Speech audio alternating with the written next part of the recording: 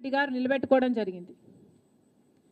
దాదాపు 40,000 రైతు కుటుంబాలను రుణ విముక్తుల్ని చేయడానికి సాహసం చేసింది రేవంత్ రెడ్డి గారి ప్రభుత్వం.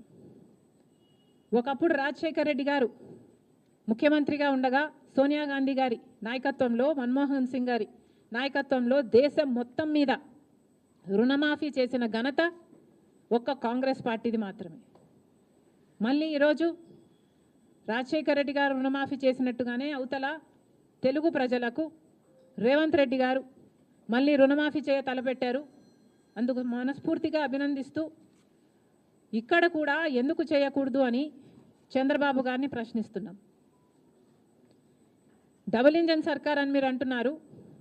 మరి కూటమి సర్కారు డబుల్ ఇంజన్ సర్కార్ అయినప్పుడు మన రైతుల్ని మీరు ఆదుకోవడంలో తప్పేముంది?